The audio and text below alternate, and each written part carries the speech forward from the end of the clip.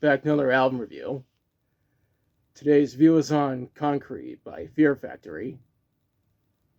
Rather than being a traditional studio album from this band, it's actually a demo album.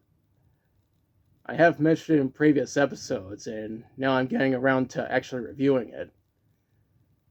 The album was recorded and mixed at Fort Apache Studio in Hollywood, California in '91. It was produced by the godfather of nu metal himself, Ross Robinson, who did the mixing with help from Mikey Davis. The album was mastered by Eddie Schreier at Oasis Mastering.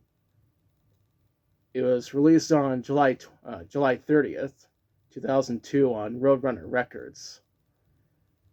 During the recording, the band's bassist was Andy Romero, even though Dino Cazares played bass on some of the tracks. After the band split up in 2002, Ross sold the master tapes to Roadrunner Records for $10,000. Although Dino was glad that the album was finally released, Burton C. Bell was pissed off because Ross sold the master tapes without the band's consent. Now let's talk about the songs. The first track is Big God Rapes Souls. This track features additional vocals from Dave Gibney. The next track is Arise Above Oppression. Most of the songs in this album were re-recorded for Soul of a New Machine. That includes this one. After that is Concrete, which is the title track. It was reworked into Concreto when the band was making Demanufacture. That's followed by Crisis. The band was primarily in the death metal genre when making this album. We follow up with Escape Confusion. This is one of 3 tracks that Dino Cazares wrote the lyrics for. He also wrote the lyrics for Arise Above Oppression. Next up is Sangre de Niños. Only a handful of tracks on this album were never re-recorded, and this is one of them. Up next is Soul Wound. A re-recorded version called Soul Wound was made when the band was making Obsolete. Right after that is Echoes of Innocence.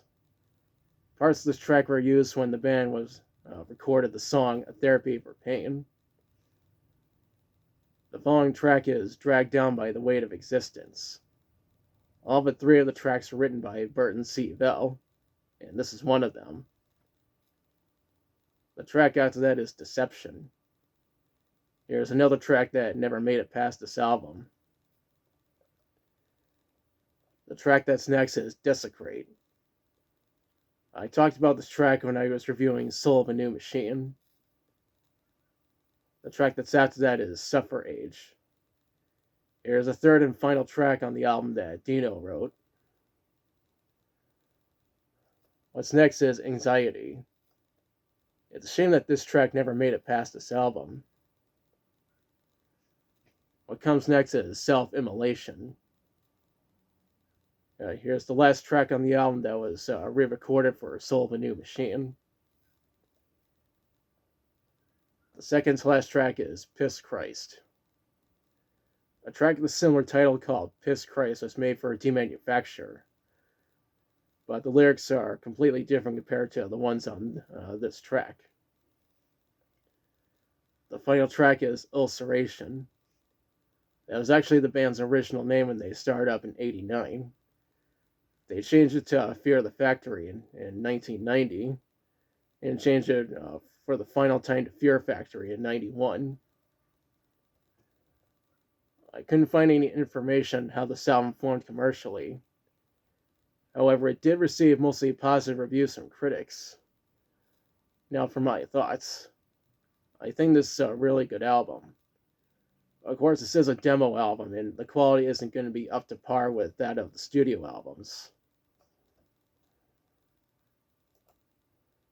Now the band did record a few songs for the game Terminator Dawn of Fate in 2002, before splitting up that year. They did reunite in 2003, but without Dino. More on that in a future episode. Overall, I recommend checking out this album. And now, as part of my question to you, have you listened to Concrete? If so, what do you think about it? What's your favorite song from it? What are your thoughts on Ross Robinson selling the master tapes without the band's consent? And let me know in the comments. If you like the video, be sure to like, share, and subscribe. Be sure to press the notification bell to notify you of future videos. Thanks for watching, and I'll be back soon with another review.